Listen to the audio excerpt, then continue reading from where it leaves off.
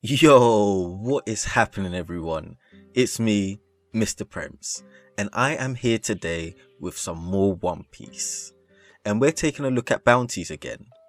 A few months ago, I dropped my most popular video yet with over 100k views of the Straw Hats Bounties after Wano. And whilst I do think that this list needs a refresh due to the events which have currently been expanded on, that is a video for another day. Because today, we're going to take a look at some potential Straw Hats that I did not include in my previous list. So as most of us know, there are quite a few characters that us in the fandom presume that could join the Straw Hats after Wano. So what I have done is collated some of the most popular names that I've seen and decided to create this video, explaining what I think their bounty will be after Wano and why. Now before I get started, please make sure you leave a like on the video as it helps me out so much with that YouTube algorithm. And if you like content like this, One Piece content, or just want to support my YouTube growth, make sure you subscribe to the channel and hit bell notifications so you never miss out when I drop more content just like this. Now as an FYI, this list isn't going to be solely based on strength, because as we all know, that's not what solely decides what bounties are. But I am certainly open to criticism, so let me know your predictions down in the comments. But now I have all of that out of the way, let's get into this video. So the first potential Straw Hat after Wano that I'd like to take a look at is Yamato. And I'm giving Yamato a bounty of 700 million berries. And I know, to some of you this is far too high, and to others it may be far too low, but hear me out. Yamato is clearly competent to an extent, and depending on us learning more about his power and his true strength, this could definitely change things. As a baseline, I looked at both Sabo's bounty and Perospera's bounty, and these were the key factors in judging what his bounty would be. Now every fibre in my body didn't want me to give him a bounty that was higher than Sabo's 602 million berry bounty. However, I got myself comfortable to do this, because after the events of what's happened in the Reverie, if what we presume is true, and Sabo has done something extremely significant at the Reverie, and acknowledged as the second in command for the revolutionaries, possessing Ace's Mera Mera no Mi, and so on, then I can definitely expect Sabo to have an extreme jump in bounty. But how does that justify Yamato's bounty? Well, Yamato has been unable to leave the land of Wano pretty much since birth. However, has not only had time to train with the strongest creature in the world, but it's her father. I mean, we've even seen Yamato use a Thunder Bagua attack and even tease a Devil Fruit ability. Yamato was able to almost spar with Luffy with no real struggle, and also has been protecting Momo whilst fighting multiple useful enemies. In fact, the question most of you probably should be asking me is why Yamato's bounty isn't any higher. And that's because he's never left Wano. After the Wano arc, this would have been the first that many in the verse would have heard of Yamato, and so I don't believe he currently has a bounty. Now of course the clout of leaving with the Straw Hats and being the son of Kaido would definitely give a significant boost, and I've factored that into the 700 million berry bounty. Now this is on par with Perospera's bounty, whom I view as an enigma, because there is just no way I would have expected his bounty to be so high. But he is a seasoned veteran of the seas, he has shown himself to be pretty competent and is the firstborn son of Big Mom. Now for Yamato to get a bounty on par with Perospera would truly be an achievement, and I think this sounds just about right, and therefore for all the reasons listed and more, a bounty of 700 million berries seems logical for Yamato. Next on the list is an individual that most of us have expected would join the Straw Hats ever since we met her in Zou.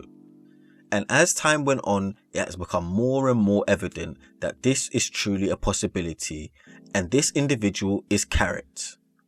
Now for me, Carrot would have a bounty of 290 million berries. It was really hard predicting Carrot's bounty, because literally, where do you start? For me, I thought let's take a look at Pedro's bounty. And on seeing Pedro's bounty of 382 million, this made me realise that this was just far too high for Carrot. The question I asked myself is, strength wise, where would I see Carrot? Because we saw both her and Wando recently lose to Perospera, and I would imagine Wanda being even more mature and experienced and more competent than her. But keeping the theme of the minks, I then looked at Peckham's, who's in Big Mom's crew, and he has a solid bounty of 330 million berries. But for me, once again, this was just far too high for Carrot. Now Carrot is certainly a capable fighter, but she definitely has a lot more room for growth. Many of the Supernova, even Sanji, have bounties in that 300 million berry range, and they've achieved so much. And appreciating that they're all going to get significant increases post Wano, I just couldn't compare Carrot to a 320 million berry current Zoro, but maybe closer to a 300 million berry Oden and Daifuku. And so for that reason, 290 million berries feels just about right for Carrot. Now the next person that I want to take a look at is quite speculative, but this character is definitely a focal point in Wano and has quite a lot to prove, and this person is Momonosuke. And yes, I'm very well aware that a lot of people hate this, but at this point in the story, you can't deny the possibility of Momo joining the crew. It's very realistic. There's been theories of Momonosuke joining as a cabin boy, being taken under Zoro's wing, and learning the skills of swordsmanship. So therefore, if Momonosuke was to join the crew, I could see him with a bounty of 75 million berries. And yes, this is a bit of a confusing number, because compared to all the other bounties I've spoken about, it does seem reasonably small. But when you put into context his age, his strength, his usefulness, as things stand, this is an absolutely ridiculously high bounty. But in terms of coming to this conclusion, I had to put quite a lot of thought into this, and my logic is as follows. If Momonosuke was to join the Straw Hats, he'd immediately get his bounty inflated just for being a Straw Hat. But for the world to hear that Kozuki Oden, the man who was a commander on Whitebeard's ship, and then joined the Pirate King, Goldie Roger, in order to sail to Raftel and learn the secrets of the world, had a son, who's a samurai from the land of Wano, and is now sailing with the Straw Hats. This will definitely give him all the clout needed to achieve quite a high bounty. Now in terms of comparison, the best person to compare this bounty with is Nico Robin. Momonosuke, being aged 8, is the same age that Robin was when she received her bounty of 79 million berries. Now she was the only survivor from the land of Ohara after the Buster Call. But do I feel that Momo would get a bounty as high? Probably not, because Robin's bounty was truly inflated as a child.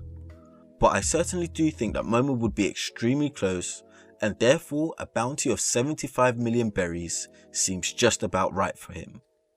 Now when I started making this list, I also wanted to take a look at Caesar Clout, because a part of me felt like he could have definitely joined the Straw Hats, and maybe he will. But when doing some research, I saw that we were already given his bounty of 300 million berries. And yes, I know so many of you hate Caesar and don't think he can be forgiven for all he's done, and therefore he could never join the Straw Hats. So let's just imagine that Gangster Gastino joins the Straw Hats instead, and he joined with a bounty of 300 million. But I guess I'll stop here. There were so many new Straw Hat candidates that I could have spoke on, which include the likes of even Tamo, who was promised to be taken to sea by Ace, but as harsh as it sounds, I don't see her use for the Straw Hats post Wano, so I've kept her off this list, but happy to do a separate video for her if there is demand. Now as mentioned before, this video is just a bit of fun and definitely all headcanon, but I have tried to give a quick explanation in regards to my thought process behind this, so let me know your thoughts down in the comments. Do you think I got the bounties right, or am I seriously way off? Let me know down in the comments, and also give me your thoughts on what you think their bounties should be. But as usual, if you like anything I've had to say, make sure you leave a like on the video, and if you would like to support me, make sure you hit that red button and subscribe to the channel, so you never miss out when I drop more content just like this. Safe.